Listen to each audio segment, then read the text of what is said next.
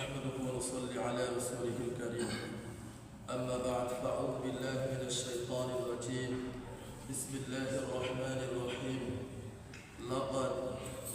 لقد ابتغوا الفتنة من قبل وقلبوا لك الأمور حتى جاء الحق وظهر أمر الله وهم كارهون সম্মানিত উপস্থিতি, আল্লাহ তাআলার তৌফিক নসিব হলে আজকের আলোচনায় আমরা কুরআন কারীমের 9 নম্বর সূরা সূরাতুত তাওবার 48 নম্বর আয়াত থেকে আলোচনা শুরু করব ইনশাআল্লাহ। ওয়া তাওফীক ইল্লা বিল্লাহ আলাইহি তাওয়াক্কালতু ওয়া ইলাইহি উনীব সুবহানাকা লা ইলমা লানা ইল্লা মা 'আল্লামতানা ইন্নাকা আনতাল আলিমুল হাকীম। সম্মানিত উপস্থিতি, তাবুক যুদ্ধের আলোচনা মাঝখানে মুনাফিকরা যে একটা গুরুত্বপূর্ণ ভূমিকা পালন করেছিল মুসলমানদের হৃদয়ে দৌদুল্য বা ফিতনা সৃষ্টি করার জন্য নানান কথা, যে এত দূরে সফর কীভাবে যাবে, এটাই বুঝি ইসলাম, 10টা বছর তোমরা জিহাদ করলাম, আবার একটু স্বস্তির সময়, গরমের সময় যাওয়ার কী দরকার, নানান কথাবার্তা বলে সরল মোনা মুসলমানদের মধ্যে বিভ্রান্তি সৃষ্টি করার উদ্দেশ্যে নানান পায়তারা ওরা করতেছিল এবং মুনাফিকদের বিভিন্ন কলা কৌশল এবং তাদের চিত্র আল্লাহ সুবহানাহু ওয়া তাআলা বিভিন্ন আয়াতের মধ্যে, বিভিন্ন সূরার মধ্যে আল্লাহ পাক বর্ণনা করেছেন। এর আগের আলোচনার মধ্যে মুনাফিকদের আলোচনা হয়ে গেছে, আজকের আলোচনার মধ্যেও মুনাফিকদের আলোচনা। পুরা পৃথিবীটাকে রাসূল কারীম সাল্লাল্লাহু আলাইহি ওয়াসাল্লামের সময়ও এই মুনাফিকরা ইসলামের ব্যাপক ক্ষতি করেছিল। বর্তমান প্রেক্ষাপটে এবং তার পরবর্তীকাল থেকে নিয়েও ইসলামটাকে সবচেয়ে বেশি আঘাত করেছে মুনাফিকরা।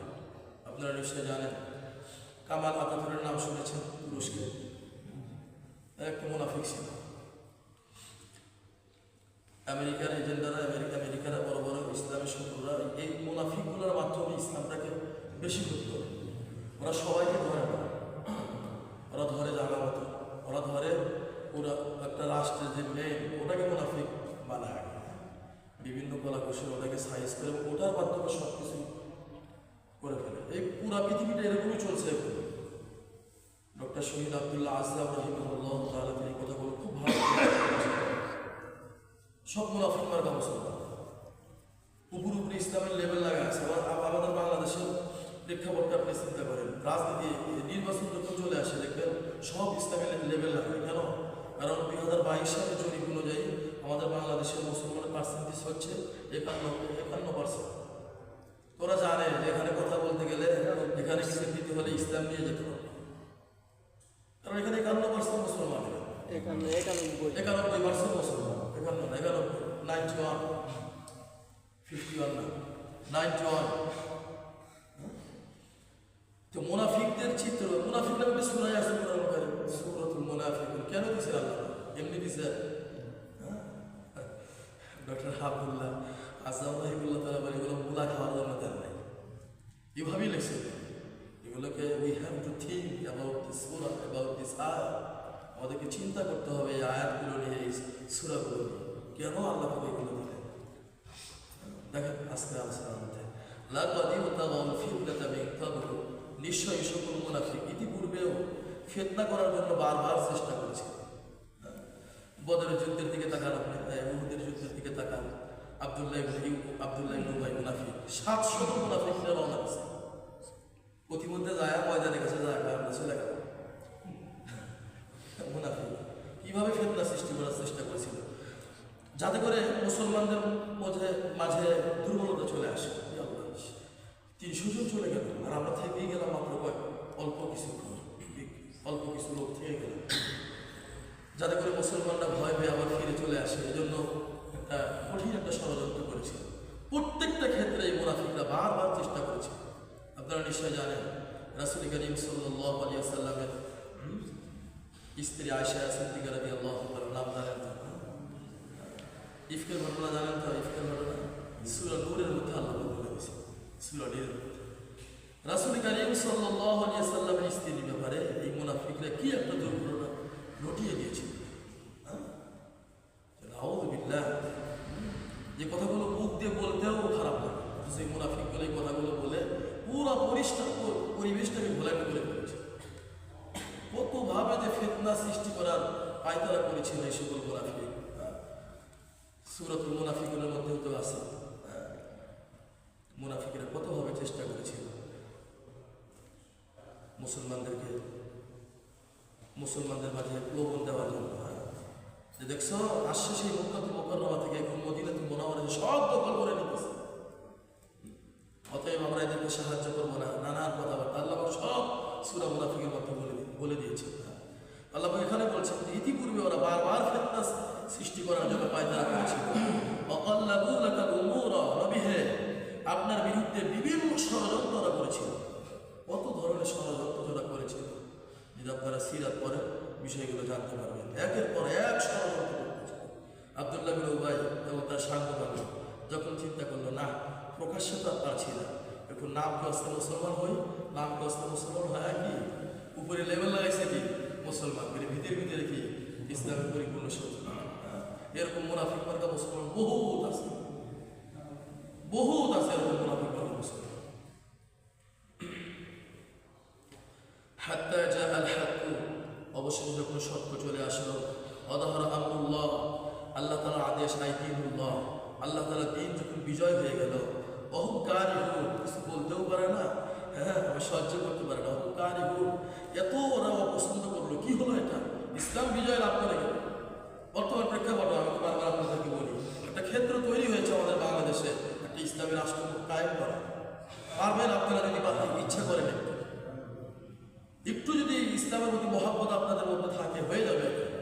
কিন্তু দেখেন আমাদের 91% মুসলমান, আমরা কয়জন খাঁটি মুসলমান? দেখবেন এ ব্যাপারে যখন নির্বাচন চলে আসবে দেখবেন ইসলামের কথা বলবেন না, ইসলাম তাহলে কি এর কি বার্তা মুসলমান? মুনাফিক বার্তা মুসলমান। তোমার ইসলামের ল ভালো লাগে না, ইসলামের আইন তোমার ভালো লাগে না, কিসের তুমি মুসলমান? ওরা যখন ইসলাম বিজয় লাভ করলো, এত মন খারাপ, অহংকারী, অপছন্দ। এটা কি হলো? 91% মুসলমান 91% যে দেশে মুসলমান, সেই দেশে মুসলমানদেরকে ইসলামের কথা বোঝার লাগে। এর চাইতে ব্যর্থতা, দুঃখজনক কথা আর কি হতে পারে? যখন দেখবেন যে নির্বাচন চলে আসবে, দেখবেন যে ওই আগের মতো, ওই আগের থেকে যেরকম ওই দুইটা কয় ওইগুলাই ঢেলে বাবু এদিকে। যাই হোক, বুঝবেন সেইগুলো আমল করবেন। এরপরে দেখেন মুনাফিক, আমিনহুম মান ইয়াকুলু ইযআল্লি ওয়ালা তাফতিননি। মুনাফিক বলে যে আপনি রাসূল কারীম সাল্লাল্লাহু আলাইহি ওয়াসাল্লামের উদ্দেশ্যে বলতেছেন যে আমাকে একটু অনুমতি দেন, আমাকে না যাওয়ার কি একটু অনুমতি দেন।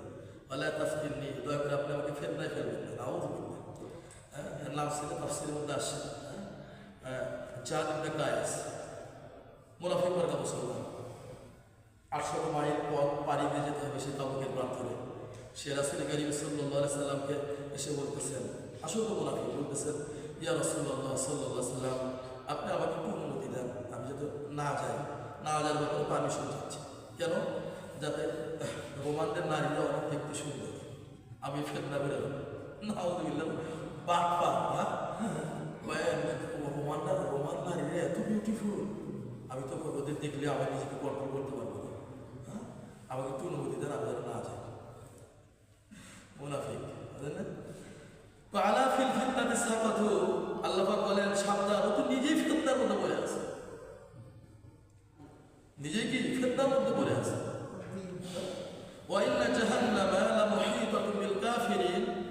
নিশ্চয় জাহান্নাম কাফেরদেরকে বেষ্টন করে নিতে যাচ্ছে। কাফেরদেরকে জাহান্নাম পরিবেষ্টন করে নেবে একটা সময়, ধীরে ধীরে ওদিকে জাহান্নামের দিকে ওরা হাঁটছে। ওই যে মুনাফিক এসে বললো যে আপনার কাছে অনুমতি চাইল, যে নবী হ্যাঁ আমাকে একটু অনুমতি দেন, আমি ওখানে গেলে রোমান নারীরা যে সুন্দর, আর আমি শুনতে পেয়েছি আমাকে প্রান্তরে রোমান নারীরাও নাকি এসেছে, ওখানে গেলে আমি ফিতনায় পড়ে যাবো। আল্লাহ পাক বলেন নবী হে, তুমি নিজেই ফিতনার মধ্যে পড়ে আছে। ও যা বলছে সব মিথ্যা কথা বলছে, জিহাদে যেতে হবে, এই জিহাদ থেকে বাঁচার জন্য কথা আপনার কাছে বলতেছে। কথাটা সম্পূর্ণ মিথ্যা কথা। মুনাফিকদের আরেকটা ক্যারেক্টার আল্লাহ পাক বলতেছেন, ইন তুসিবকা হাসানাতুন তাসুহু, নবী হে যদি আপনার কোনো কল্যাণ পৌঁছে তাহলে ওরা এত কষ্ট পায়। কেন এত কল্যাণ তার কাছে যায়, খুব মনে মনে খুব কষ্ট হয়। এরকম মুনাফিক করে মুসলমান বহুত আছে। যদি ইসলাম কায়েম হয়ে যায়, ইসলামী দল করে যদি উঠে যায়, দেখুন বহুত মুনাফিক করবো কাজ হলো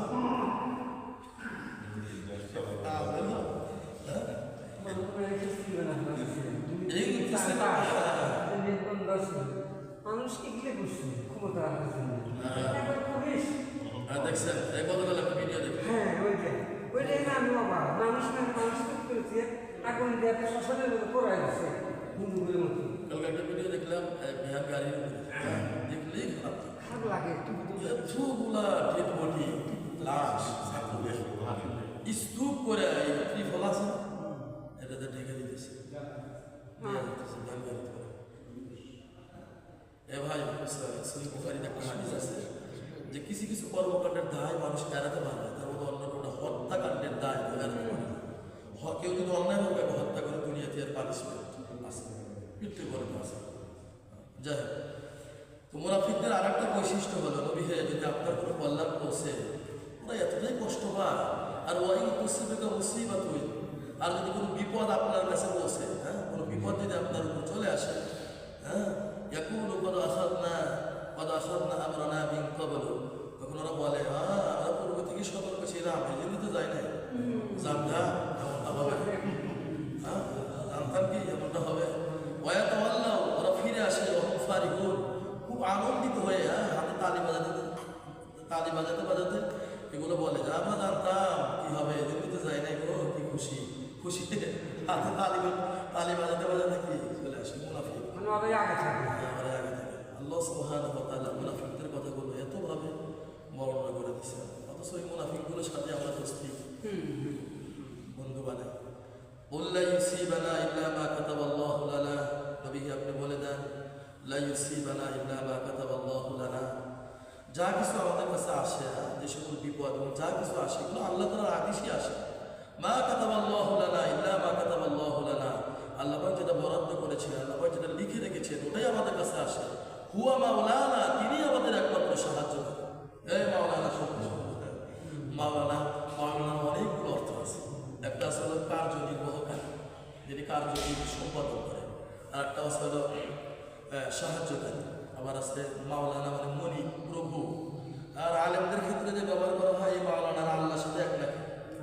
আলেমদের সাথে যে মাওলানাটা ব্যবহার, এটা মুরব্বীদের অর্থে, আমাদের বড় মুরব্বী, ইসলামের ক্ষেত্রে যিনি আমাদেরকে অনেক কিছু গাইডলাইন দেন এই ক্ষেত্রে, কিন্তু আল্লাহর ওই অর্থে না। তো আপনারা অনেকে শ্বশুরকে আব্বা বলে ডাকে না, ওই আপনার নিজের জন্মদাতা আব্বাকে আপনাকে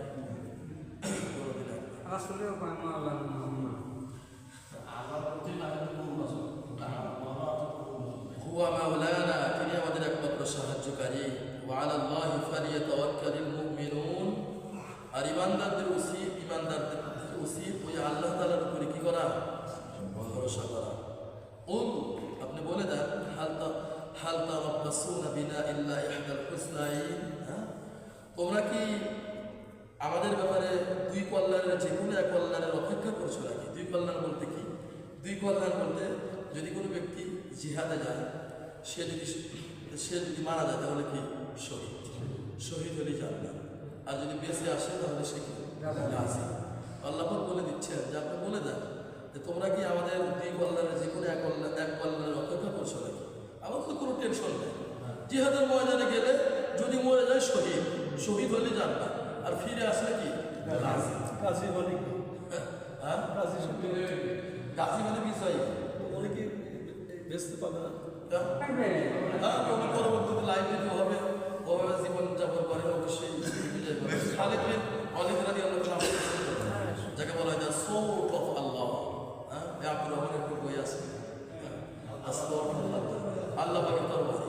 তিনি সারাটা জীবন জিহাদ করছেন, কিন্তু মৃত্যু সজ্জায় সজ্জিত হয় তিনি তার বন্ধুকে আফসোস করে বলতেছেন, আমার হৃদয়ে কত তামান্না ছিল শহীদ হওয়ার, কিন্তু আমি কিভাবে করে যাব, জিহাদের প্রান্তরে আমার মৌত হবে না।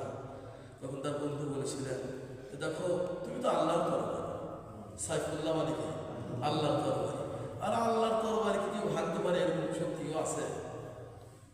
তিনি যদি জিহাদের প্রান্তরে শহীদ হয়ে যাবে তাহলে তরবারিটাকে ভাঙা হলো না, আল্লাহর তরবারিকে ভাঙতে পারে তো ভাই তুমি যদি মনে করে জিহাদের তামান্না শহীদ হওয়ার তামান্না রাখতেছ, আর আল্লাহ রাসূল সাল্লাল্লাহু আলাইহি ওয়াসাল্লাম হাদিসের মধ্যে আসে যদি কোনো ব্যক্তি শহীদ হওয়ার তামান্না হৃদয় রাখে, সে যদি বিছানাও করে মারা যায় তাহলে কি হয়ে যাবে? শহীদ হয়ে যাবে।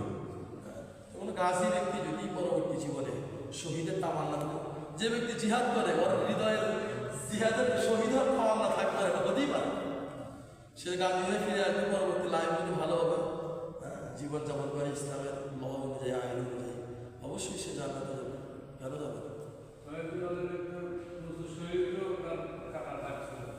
হ্যাঁ, এবং এই আঘাতগুলো আপনারা নিশ্চয় জানেন।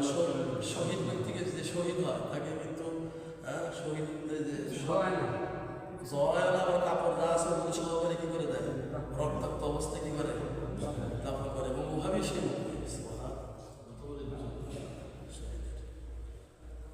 তো তোমরা আমাদের যে কোনো দুই কল্যাণে এক কল্যাণে অপেক্ষা করছো, কোনো অসুবিধা নেই, দুইটাই আমাদের জন্য কল্যাণ, দুইটাই কি কল্যাণ।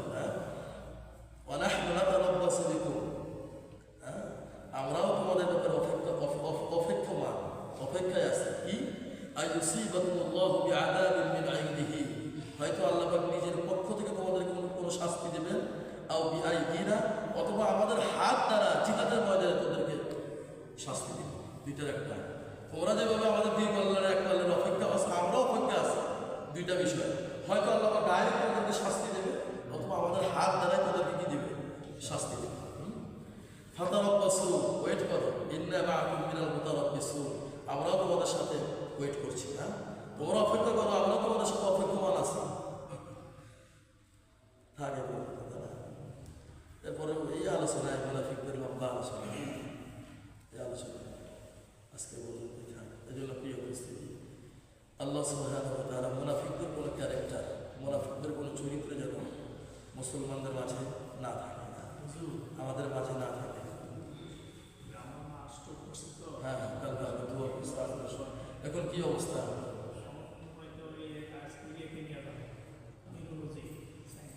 আচ্ছা,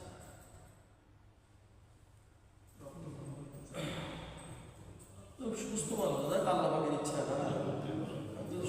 দেখলাম সকালে তো দেখলাম সুস্থ। আচ্ছা ঠিক আছে, আমরা সবাই দোয়া করি। আল্লাহুম্মা সাল্লি আলা মুহাম্মাদিন নাবিয়্যিল উম্মি ওয়া আলা আলিহি ওয়া সাহবিহি তাসলিমা। আলহামদুলিল্লাহি রাব্বিল আলামিন, والصلاة والسلام على رسوله الكريم وعلى آله وأصحابه أجمعين. لا إله إلا أنت سبحانك إني كنت من الظالمين. وإلهكم إله واحد لا إله إلا هو الرحمن الرحيم. الله لا إله إلا هو الحي القيوم. حسبنا الله ونعم الوكيل، نعم المولى ونعم النصير. يا شافع الأمراض واشف مرضانا ومرضى المسلمين.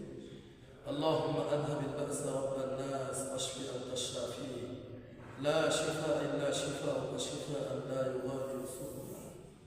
يا رب العالمين يا أرحم الراحمين. الله আপনার তৌফিকে আমরা যা কিছু বলি, যা কিছু শুনি, আল্লাহ বলনেওয়ালা শুননেওয়ালা সকলকে ইখলাস দিয়ে বলার, ইখলাস দিয়ে শোনার তৌফিক দিয়ে দিয়ে, আমলের নিয়ত বলার, আমলের নিয়ত শোনার তৌফিক দিয়ে দিয়ে। ইয়া আল্লাহ আমাদের বাংলাদেশকে ইসলামের জন্য কবুল করুন। ইয়া আল্লাহ আমাদের বাংলাদেশকে ইসলামের জন্য কবুল করে নিন। ইয়া আল্লাহ অনেক বান্দাবান্দি অসুস্থতার মধ্যে রয়েছেন, তাদের অসুস্থতার নিয়ামতকে সুস্থতার নিয়ামতের আপনি পরিবর্তন করে দেন। ইয়া আল্লাহ আমাদের মধু ভাইয়ের আম্মা অসুস্থতার মধ্যে রয়েছেন, আপনি জানেন মাওলা। ইয়া আল্লাহ তার প্রতি আপনি পরিপূর্ণ রহম করেন, দয়া করেন, অনুগ্রহ করেন। তার অসুস্থতার নিয়ামতকে আপনি সুস্থতার নিয়ামত দ্বারা পরিবর্তন করে দেন। যা কিছু প্রয়োজন আল্লাহ আপনি খুব সহজে এগুলো প্রয়োজনীয় জিনিসগুলো আপনি আপনার গায়ের থেকে ব্যবস্থা করে দিয়ে। আমাদের আর এক ভাই মোহাম্মদ আব্দুল সন্তান অসুস্থতার মধ্যে রয়েছেন, ইয়া আল্লাহ তাকে আপনি সুস্থতা দান করেন। ইয়া আল্লাহ, আল্লাহ আপনি আমাদেরকে শাহাদাতুল মউত দান করেন। ইয়া আল্লাহ আপনি আমাদেরকে শহীদ হিসাবে কবুল করেন। ইয়া আল্লাহ আপনি আমাদের সকলকে কবুল করেন। আল্লাহ অনেকেও বিভিন্নভাবে পেরেশানগ্রস্ত রয়েছেন, তাদের পেরেশানি দূর করে দেন।